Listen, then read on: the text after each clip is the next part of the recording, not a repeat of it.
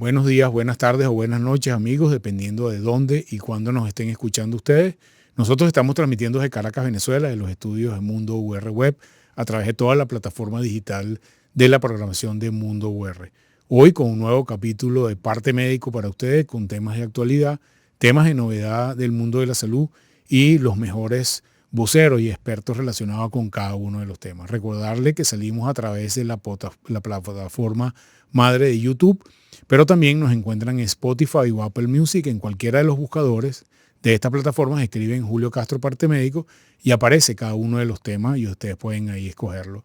Estamos en formato de YouTube, que aproximadamente dura unos 20-25 minutos dependiendo del tema, para hacerlo ligero para ustedes, para personas no especializadas y para que ustedes se introduzcan a cada uno de estos temas de salud que en algunos casos pueden ser complejos, como el tema que vamos a hablar hoy, pero que queremos que de la mano de nuestros expertos ustedes puedan entender este tema. Hoy vamos con un tema particularmente de moda, lamentablemente en el mundo entero, como es el tema de las adicciones, y vamos a hablar de enfocarnos en dos de los temas que han estado en la palestra de las redes y la comunicación pública, que son el tema de la crisis de los opioides, fundamentalmente en Norteamérica, y ahora recientemente los temas o la crisis relacionada con otra droga que es el fentanilo. Y para eso tenemos a un invitado querido, amigo de la casa, que ha estado varias veces con nosotros anteriormente, el doctor Jorge Hernández Rojas. Jorge es médico, psiquiatra venezolano, profesor del área de neurociencia en la Universidad Central de Venezuela, actualmente radicado en el área de Miami, trabaja como científico de datos en la Universidad de Miami en el servicio de ORL y dirige recientemente un centro de rehabilitación de pacientes con adicciones en el sur de la Florida. Jorge, bienvenido, gracias por estar con nosotros. Como siempre, Julio, un placer estar contigo acá. Jorge, Siempre a la orden. Jorge tiene una capacidad especial para expresar las cosas complejas en forma fácil porque es profesor y ha sido profesor y un profesor querido del área de neurociencia. Y Jorge, la primera pregunta que tenemos que ver con el tema de las adicciones, porque más allá del tema específico de cada una de las cosas, y hay series en Netflix y tal sobre este tema, creo que la gente es importante entienda cómo se produce la adicción, cuál es el mecanismo, qué factores están involucrados en que una persona termine siéndose adicta a determinada sustancia o a determinado problema. Bueno, Julio, si pudiéramos poner la primera lámina Sí. que tenemos por ahí para hacer una explicación sencilla.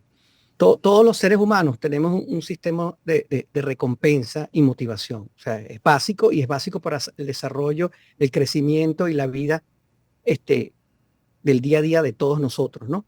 Normalmente nosotros estamos expuestos a estímulos externos, como vemos en la parte verde.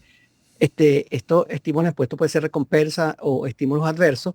Estos estímulos son registrados por un sistema que es el encargado de todo lo que tiene que ver con las emociones, que es el sistema límbico. ¿Y cómo son percibidos? El sistema límbico lo percibe y después a nivel de la corteza, que es la parte más elevada de la corteza cerebral del ser humano, nosotros percibimos el deseo. Una vez que tenemos ese deseo, en la misma corteza se generan una serie de elementos que van a llevar a la acción y como tal, al darse esta activación, vamos a tener la recompensa. Es un circuito natural. Para darles un ejemplo sencillo, tengo hambre, siento el hambre, que es un estímulo interno, siento el deseo de comer, busco comida y está satisfecho. De esa manera ocurre con las cosas básicas, frío, calor, sexo, y es como una especie de circuito de satisfacción.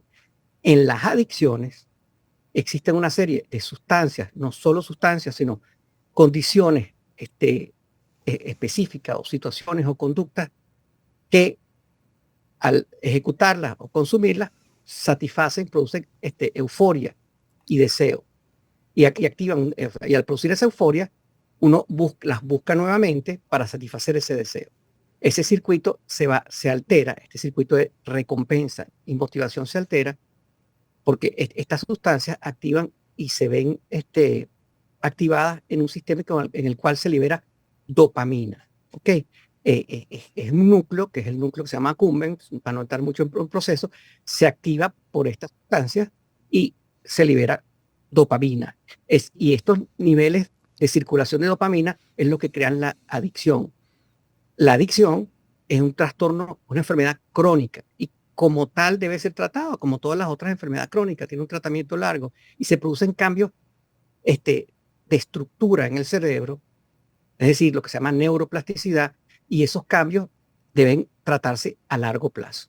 Jorge, una pregunta que siempre me llama la atención es por qué las personas ante el mismo estímulo, unos hacen adicción y otros no hacen adicción. Voy a poner un ejemplo quizás más común que es el tema del alcohol, porque unas personas expuestas al estímulo que es el alcohol, eventualmente los analgésicos, algunas personas sí hacen la adicción y otras personas no. Mira, hay dos componentes, inclusive es interesante porque en marzo de este año acaban de sacar un trabajo, por ahí te lo mandé, una publicación en la cual se identificaron una serie de secuencias genéticas que están asociadas a procesos adictivos, en un trabajo multicéntrico, a procesos adictivos de diferentes sustancias y condiciones. O sea, que existe una condición genética predisponente multigenética y se ha hablado que eso es el 50% de la probabilidad. Y uno lo ve en familias de pacientes, donde uno ve que el padre es alcohólico, el hijo es alcohólico, el abuelo era alcohólico. O sea, hay una predisposición genética. Pero encima de ese 50% de la predisposición genética, hay condiciones ambientales que lo favorecen. Que se habla que son el otro 50%. Es decir, situaciones críticas de vida, abusos a temprana edad, abandono, maltrato. Es una combinación entre factores genéticos y factores ambientales. Es importante que entendamos que primero es una enfermedad y el doctor Hernández lo comentó, o sea, el paciente adicto es un enfermo, pero creo que además de la enfermedad propia del enfermo, la adicción produce una enfermedad social. Alrededor del enfermo hay toda una serie de circunstancias que se producen que son muy complejas y no vamos a entrar en esto en el día de hoy, pero a veces el entorno no entiende que el paciente es un enfermo y al no reconocer la enfermedad como tal, quizás hay un primer elemento de eso. Otra cosa que te preguntaría, Jorge, es Con respecto a eso, sí, es que acabas de decir, me parece importantísimo lo que dijiste, pero quisiera ampliarlo un poco. El paciente es un enfermo crónico y como tal amerita tratamiento. Pero también hay una enfermedad en la familia. El paciente es la enfermedad, es el enfermo identificado. Y de la familia se habla que hay codependencia. O sea, hay una serie de factores que se relacionan con la familia que terminan fomentando el consumo de la droga. Y por eso en nuestro centro nosotros tratamos no solo al paciente, sino que es un programa integral donde se ve a toda la familia, porque el problema no está nada más en el paciente, que es el paciente identificado, sino que también está en la familia. una pregunta aquí quizás central y lo hemos visto de alguna manera con el alcohol es, ¿cuándo un adicto es adicto? O sea, ¿cuál es el punto en el cual, porque la gente tiende a pensar, bueno, como yo no tomo tanto o como no uso tanta tipo de medicamento o tal tipo de analgésico, la cantidad es el factor para predecir que una persona es adicto. ¿Cuál es el punto en el cual ya es un adicto o estás en una situación previa a eso? ¿Cómo se define eso? Mira, eso más que definido está súper establecido en los sistemas de clasificación de enfermedades, tanto el internacional como el DSM, que es el que usamos, el que se usa más frecuentemente en psiquiatría. Y hay una serie de criterios y uno va cumpliendo dentro de esos criterios. Y por supuesto que la cantidad de consumo es un criterio, pero no es el único. Tiene que ver cómo afecta sus relaciones interpersonales, cómo afecta el trabajo.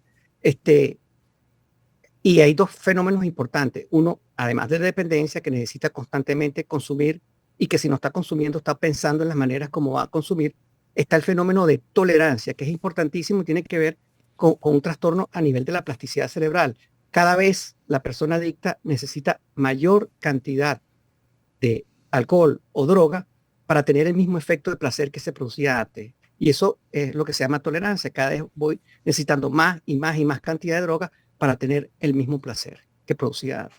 Entonces, como para resumir, no es un solo factor que uno usa, que es la cantidad de consumo, ni dónde consume, porque hay personas que consumen solas o consumen en reuniones, pero lo ideal es que uno evalúe toda esa serie de factores y ahí se determina si hay un proceso adictivo o no. Fíjate, vamos a poner la segunda lámina, que es un poco tratar de ver el espectro de sustancias que pueden producir adicción, porque normalmente estamos un poco pegados con la marihuana, con la cocaína, etcétera, eventualmente el alcohol, que no todo el mundo lo persigue como puede generar adicción, pero sí quiero que nos explique sucintamente todas estas principales drogas que pueden producir adicción. Pero lo importante que hay que tener claro es que de la gran cantidad de sustancias químicas que existen en el mundo, solo un porcentaje muy, pero muy pequeño produce adicción. ¿Ok? Y todas esas sustancias que producen adicción se unen a receptores completamente distintos. Para darles un ejemplo, el alcohol se une a receptores GABA. Los opiáceos se unen a receptores opioides, como el receptor mu. El tabaco se une a receptores de acetilcolina y así los cannabinoides a receptores CBT, CB1. Pero todos ellos, aunque se unen a receptores distintos, terminan produciendo una alteración en el sistema que les hablé anteriormente, que es el sistema de motivación y recompensa, que terminan aumentando la cantidad de dopamina liberada y eso a largo plazo va produciendo cambios plásticos, es decir, disminución del número de dendritas en una serie de núcleos como el núcleo accumbens. Dendritas son las puntas de las neuronas, y cambios completos en la respuesta. Por eso es que nosotros hablamos que cada uno de estos produce cambios crónicos y como consecuencia de esto, el tratamiento de las adicciones es un tratamiento a largo plazo. Fíjate, Jorge, otra pregunta es que la gente tiende a pensar que hay sustancias que por ser naturales, como por ejemplo la marihuana, el cannabis, su potencial de producción de adicción es menor. Y bueno, al final buena parte de la lista que vimos anteriormente son sustancias que vienen de la naturaleza. Y un poco tu comentario en relación a este tema, porque siento que hay una sensación, quizás una nueva moda de uso de algunas drogas recreativas. Esto es quizás más común en Estados Unidos que en el resto de América Latina. No entendiendo el potencial que tiene de conexión con el tema de la adicción a posteriori, ¿no? Pero hay una sensación de las cosas orgánicas, naturales, de que, bueno, que hay determinadas drogas que como son naturales no son adictivas. Pero ese caso específico es el caso del cannabis y la marihuana. Hay un boom, ya es lícita no solo para el uso medicinal, sino el consumo recreativo en muchos estados de Estados Unidos. Pero hoy por hoy se sabe que produce trastornos adictivos importantes. Hay un síndrome que se llama el síndrome amotivacional producido por la marihuana. Vemos casos a cada rato de esto. Pero además de eso, hoy se ha demostrado y está clarísimo que en algunos casos está asociada con la aparición de episodios psicóticos y alucinaciones en pacientes muy jóvenes que la consumen. Es decir, hay que tomar con mucho cuidado. Yo no quiero asustar a la gente, no es que todo el que consuma marihuana va a terminar psicótico, no, que está asociado con eso, no, todo el que consuma marihuana va a producir, va a tener como consecuencia un síndrome motivacional o adicción. Pero es lo mismo que ocurre con el alcohol. Nosotros no conocemos nuestra predisposición genética a producir adicción a distintas drogas. No conocemos nuestra predisposición genética a producir, no sabemos nuestra historia cómo está relacionada con esto y no sabemos estas supuestas drogas naturales si van a producir algún impacto en nosotros. Fíjate, yo me pregunto, las sustancias adictivas han estado siempre, la amapola, los opioides desde el siglo XIX se utilizan, desde el siglo XVIII se utilizan opioides. ¿Qué cambió ahora? Digamos, ¿por qué? ¿Cuál es la explicación de esta gran epidemia con un impacto terrible, en particular en el norte del mundo? ¿Qué cambió socialmente? ¿Por qué ahora hay más acceso a las drogas, más acceso a los medicamentos? ¿Y qué fue lo que cambió, sobre todo en particular con opioides y con fentanil en los últimos 3 años? Porque esto es una epidemia que es relativamente reciente. Si quieres, para aproximarnos a esta explicación, pudiéramos poner la gráfica de las estadísticas de mortalidad. Las curvas. Las curvas, sí. Con respecto a esto, hoy se sabe y tenemos claro que ha habido 3 olas de aumento de la mortalidad por opioides. La mortalidad por opioides en la actualidad supera cualquier mortalidad por accidentes de carro, por suicidio, por lo que sea. Esa curva negra que ustedes ven ahí, que es la sumatoria, que está por alrededor de 22 por 100.000, que es un número altísimo, supera cualquier otra causa de mortalidad. Pero han habido 3 olas. Una primera ola, que es aumento del consumo de opioides prescritos. Y esta ola tuvo que ver con una equivocación gigantesca de la FDA y de la DEA cuando permitieron, no regularon el uso y un laboratorio que todos ustedes conocen, que es Purdue, empieza a producir y promocionar de manera agresiva la oxicodona, hay unas series en televisión que lo explican muy bien, lo cual fomenta el consumo, la vendían como que era una droga que no producía adicción, que era muy buena, y termina produciendo una gran cantidad de casos de adicción en pacientes que vinieron a ser tratados por dolor en cáncer o dolor postraumático. Y esa es la primera ola que ocurre en los Estados Unidos. Hoy se sabe que 1 de cada 3 pacientes con adicción a opioides está relacionado con una historia de consumo por prescripción médica. Entonces, es una situación bastante grave. Luego de esto, se produce la restricción de todo este consumo gracias a la intervención de la FDA, este laboratorio quiebra y viene una segunda ola. Ya existía esa demanda, que es lo que tú preguntas, ¿por qué? Aumentó la demanda y de alguna manera había que suplir esa demanda y en el 2010 aparece una segunda ola, que es la ola de heroína, que es ilegal. Ya había una gente consumiendo. Se produce en distintos laboratorios, México, en China, y hay un consumo masivo, aumento del consumo masivo de heroína. Luego de esto, recientemente viene una tercera ola. Se descubre que el fentanil, una droga usada en anestesia desde hace muchos años, es más, cuando uno habla de Janssen Laboratories, quien descubre el fentanil es el fundador de Janssen Laboratories antes de fundar Janssen Laboratories. Y el fentanil tiene una característica que es 10 veces, perdón, entre 50 y 100 veces más potente que la heroína.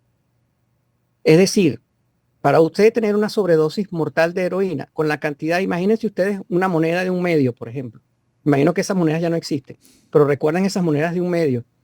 La cantidad que usted pone sobre la fecha, es decir, 1954, la fecha de la moneda, esos poquitos granitos que usted pone encima de esa fecha, eso es la cantidad equivalente a que una persona tenga una sobredosis y muera. Y esa es el fentanilo, el alfa-fentanilo. Pero si hablamos del carfentanilo, es 100 veces mayor. Es una droga que se utiliza para anestesiar elefantes. Y también lo hemos visto. ¿Qué ocurre con el fentanil? Que esta droga, al ser mucho más potente, desde el punto de vista comercial, producirla es muy barato y se empieza a mezclar esta droga con otras drogas. Hoy se sabe que el 80% de la cocaína que se consume tiene fentanilo, que el 70%, el 30% de la marihuana que se consume tiene fentanilo, de la oxicodona, es decir, las drogas vienen mezcladas. ¿Por qué las mezclan? Para los dealers les conviene mezclarlas porque de alguna manera usan menos cantidad de droga y logran más potencia. El gran problema que ocurre es que quien produce estas drogas no tiene ningún sistema de control. Y en algunos momentos esa droga mezclada, las dosis, nadie las conoce. Yo tengo casos de pacientes que consumieron, que decidieron consumir y ordenan unas pastillas de oxicodona que las compran en la calle, por internet, en el dark web, por internet compran con criptomonedas, les llegan sus pastillas y deciden, bueno, la mitad para ti, la mitad para mí. Las machacan, las huelen, uno murió de sobredosis y el otro no. El que sobrevive quedó, o sea, por supuesto quedó sedado, pero uno de ellos muere de sobredosis inmediata. El paro, o sea, la disminución de la respuesta respiratoria en el fentanil es en 2 minutos, a diferencia de la heroína. La heroína es 30 minutos que tú tienes un paro respiratorio una vez que lo consumes. En el fentanil es 2 minutos. No llega, ¿quién puede llegar en 2 minutos a rescatarte? Si además que el que está consumiendo contigo está en lo mismo. Y eso es lo que explica la tercera ola que les menciono, que es un aumento gigantesco del número de muertes. Es una epidemia de muertes por el consumo, en este caso, de fentanil y otras drogas que están adulteradas con fentanil. Por eso algunos especialistas dicen que no se habla de sobredosis de fentanil, sino se habla de intoxicación, porque la persona que muere ni siquiera sabe que estaba consumiendo fentanil. Fue a una fiesta, compró cocaína y tenía fentanil. O sea que se habla más de intoxicación. Vamos a ver, producción, las imágenes que tienen que ver con las tabletas y los sobres para que vean en tiempo real un poco en imagen lo que el doctor Jorge nos estaba explicando. Jorge, explícanos ahí.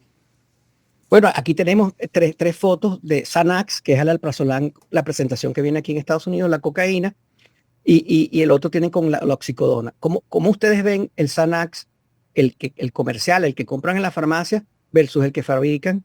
La oxicodona del comercial versus el que fabrica, no hay diferencia. Y la cocaína, no hay diferencia entre eso. Bueno, por tanto es así, Julio, que ahorita hay organizaciones que reparten en estas fiestas rave y estas tiritas que tú ves acá. No sé si las puedes ver. Esto es una tirita. Ajá. ¿No está enfocado o no está enfocado? Más adelante y se enfoca. Más adelante, más hacia la cámara. No sé. Un poquito más Pero adelante. bueno. Ponte al lado de la cámara, ponte al lado de tu cara, que es donde tiene foco. Eso es, ahí. Es un Ahí, experto, Julio. ahí. Ok, dése cuenta que esta tirita se le recomienda al que va a consumir que primero, antes de consumir, pruebe con esta tira, la machaca, le pone la prueba si esa cocaína tiene o no tiene fentanil. Y la tirita se llama, o sea, la marca de la cuestión se llama Dance Safe. O sea, baila seguro. Y la reparten gratis. ¿Okay?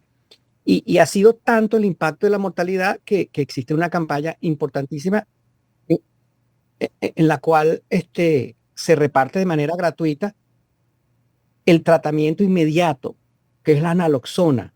Porque en el momento en que se produce esos 2 minutos, si no actúas de inmediato, la persona muere. Entonces, encontramos en todos lados, aquí tenemos Ahí se ve bien. Uh-huh. El Narcan, vamos a abrir este Narcan, y son estas, ustedes ven acá, estos inhaladores nasales se pueden usar pues, ahí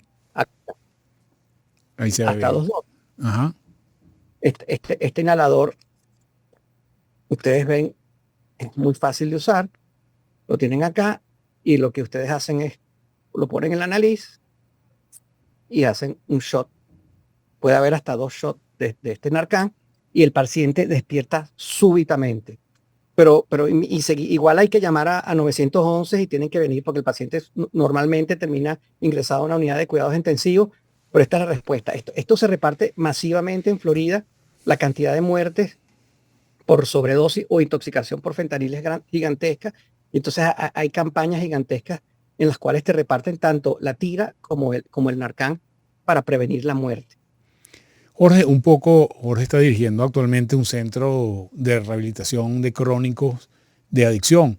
Un poco, ¿cuál es la perspectiva en términos porcentuales de una persona que es adicta? Yo diría comparar, por ejemplo, alcohol con cocaína, con quizás estas drogas nuevas. ¿Cuál es la perspectiva de mejoría en términos generales de estas adicciones? Bueno, lo primero, y repitiendo lo que dijiste tú al comienzo y hemos dicho durante toda la charla de hoy, es que esto es una enfermedad crónica y tiene que ser visto como una enfermedad crónica como la hipertensión, como la diabetes. Primero que todo, la persona no puede poner de su parte para salir. A nadie que tiene diabético le dicen, bueno, pon de tu parte para que te baje el azúcar. Quizás no consumas, pero no consumas azúcar. O pon de tu parte para que te baje la tensión. Hay una serie de cosas que puedo hacer para que me baje la tensión. Pero es una enfermedad crónica que se tiene que tratar a largo plazo. Y eso es lo primero que tiene que entender los familiares del paciente, que no es una enfermedad que se cura con una primera fase de desintoxicación. En una primera fase, que es una fase que dura alrededor de un mes, el paciente se desintoxica. Pero eso es solamente el comienzo. Muchos pacientes piensan que una vez que están desintoxicados ya están listos, regresan a la calle, no consumo más. No, hay una serie de circuitos que están activados, tanto en el alcohol como en los opioides, con la cocaína, como en la marihuana, con el cigarrillo. Hay una serie de circuitos que están ahí, que se produjo cambios celulares, plasticidad cerebral, y ese tratamiento es un tratamiento multimodal que dura mucho tiempo.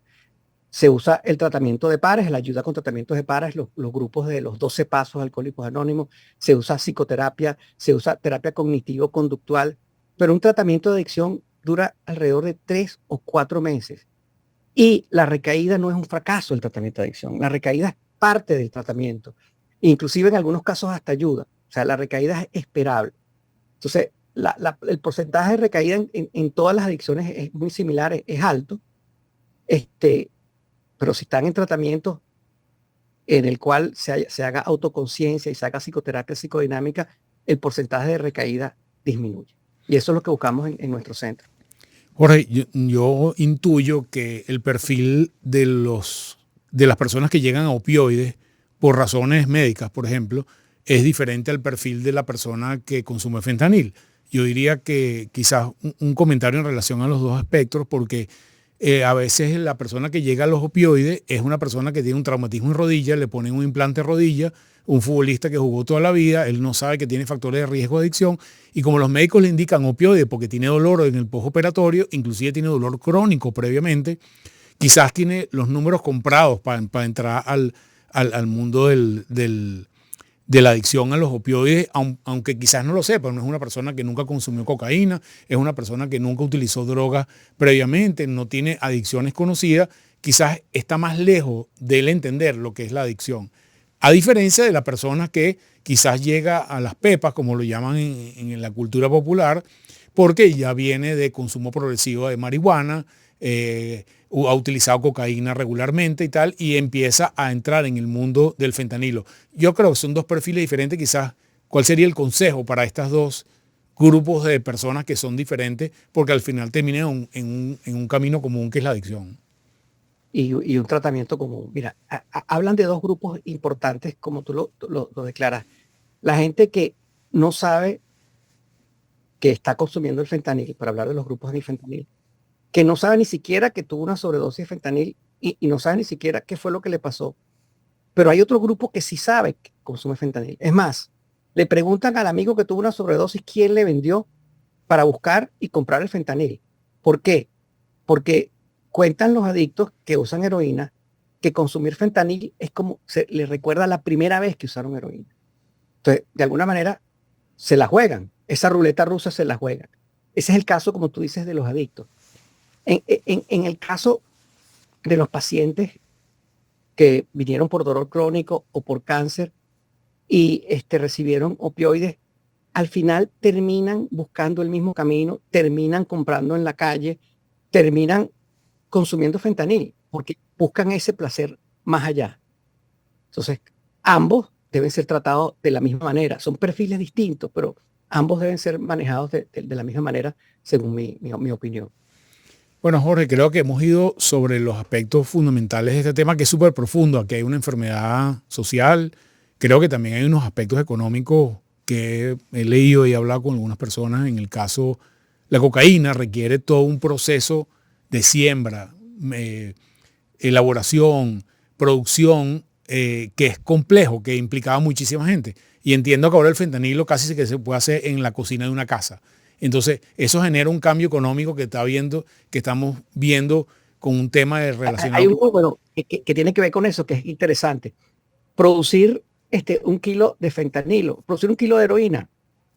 O sea, comprar 1 kilo de heroína de la que se fabrica fuera, en China, donde sea, por México, cuesta $9,000. Al traerla a Estados Unidos y venderla, tú terminas ganando, según los números que dicen ellos, 100,000. La misma cantidad de fentanilo cuesta 4 y terminas teniendo unas preventas, o sea, unas ganancias de 1,5 millones. Ahí ya está explicada cuál es la razón por la que el fentanil está aumentando. Es una razón básicamente económica, que es lo que tú estás diciendo. Y aparentemente hay un desplazamiento de los cocaleros en toda la cuenca andina que sembraban coca, que ahora ya la coca está empezando a pasar de moda, y eso genera todo un tema de inseguridad relacionado con el mundo de los carteles, lo cual es un tema ya mucho más complicado. Pero bueno, creo que hemos ido sobre los aspectos centrales. Me gustaría eventualmente hacer otro programa en otro momento con los usos médicos de la marihuana, porque está más cerca de lo que ustedes hacen en Estados Unidos, lo que hacemos aquí, pero creo que sí hay un espacio para hablar de ese tema, y creo que este era un tema que teníamos rato tratando de darle vuelta, y creo que conocerlo de ti de esta manera tan profesional va a servir de ayuda para nuestros oyentes. Jorge, un gran abrazo, gracias por estar con nosotros. Gracias, Julio, siempre a la orden. Un placer hablar contigo. Un tema nuevo. Hasta luego. Bueno, amigos, no me queda sino despedirme de ustedes. Un tema particularmente complejo, profundo, que queríamos abordarlo desde una perspectiva lo más profesional posible, y queda aquí grabado para ustedes. Bienvenidos los comentarios, igual como siempre. Estamos a través de @mundourweb, @Julio Castro M en las diferentes plataformas. Pueden suscribirse en la campanita roja, pueden compartir el contenido o pueden escribirnos sus comentarios en el chat en vivo. Se les quiere mucho, nos vemos en un próximo capítulo de Tu Parte Médico. Hasta luego.